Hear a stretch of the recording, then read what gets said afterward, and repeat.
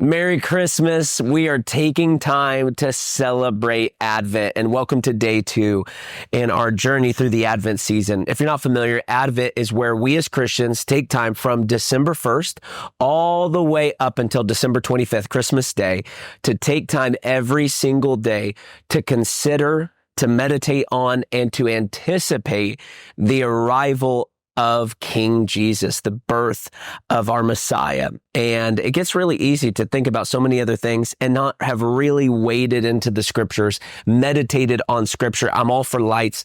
I'm all for presents. I'm all for family traditions.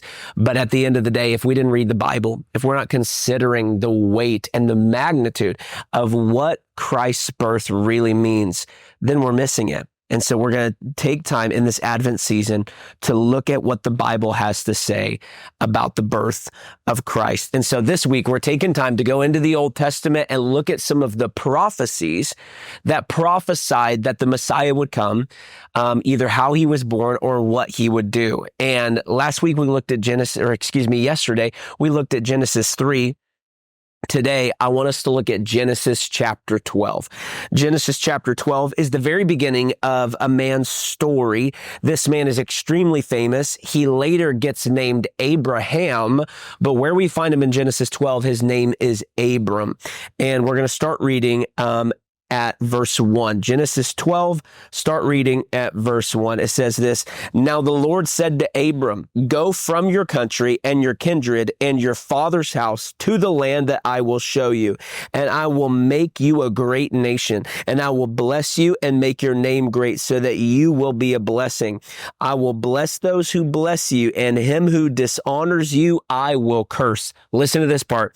"And in you all the families," or some translations say nations, "of the earth shall be blessed." In you, or some translations say through you, all the nations or families of the earth shall be blessed. That's the part we want to hone in on, because that is the part of this prophecy that is all about Jesus. You have to understand, Abraham is not an inconsequential person in the Bible. We call him Father Abraham for a reason.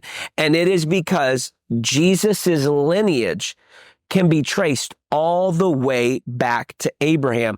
This is why, even though you and I are not direct descendants of this man named Abraham, you and I are counted into his family, because through his family came the Messiah, who you and I have been adopted by, who you and I have been grafted in by. That's the language Paul would use. We have been brought into the family of God. We have been born again. We have been reborn. So many different ways to say it, but we have been brought into this family that ultimately right here is being prophesied. If you want proof of this, you can go read the very beginning of the Gospel of Matthew. Matthew writes down, and he starts his gospel with genealogy. He's very meticulous.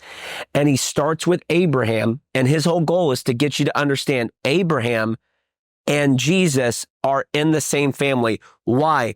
Because so much of what God promised Abraham is fulfilled in Jesus. So Matthew starts off with Abraham and makes his way all the way down to David, how David is in the family of Abraham. And then from David, he goes all the way down to the Babylonian exile with the deportation of Babylon.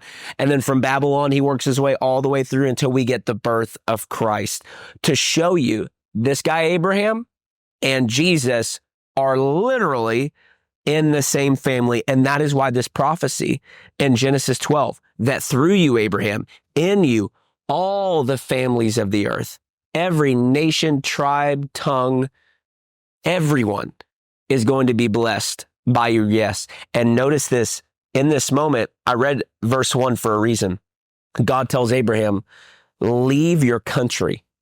He's literally telling Abraham, leave everything you know, leave behind your home, and go to the place I'll show you. And on the other side of you trusting me to leave everything you know and go to where I've shown you, I'm going to do this for you. Does that sound at all similar to what Jesus had to do in order to fulfill this scripture? Jesus had to leave heaven. You understand that Jesus is preeminent. Jesus, he may have come into a physical human existence through Mary. That's what we're celebrating. But you have to understand, Jesus did not begin to exist after Mary gave birth to him. Jesus always has been. That's why John chapter 1 goes through everything that it goes through. In the beginning was the Word, and the Word was with God, and the Word was God. He was in the beginning with God. Jesus doesn't just find his existence when we are celebrating it, when he came into physical existence. Jesus always has been. And Jesus had to leave heaven in the same way God made Abraham or Abram leave his native country to go to the land I'll show you. Jesus had to leave behind everything he knew. Jesus had to bankrupt heaven so that he could save your soul. And Jesus is the fulfillment of this prophecy. Abraham never even got to see it with his physical eyes, but you and I get to celebrate it this year. Don't let what Abraham, what David, what the Hebrew people in Babylonian exile would have dreamt for, don't let that just collect dust as some information in your mind or some thing that you hear preached about. Let it be fresh and anew to you, and let Christmas have its wonder in your heart.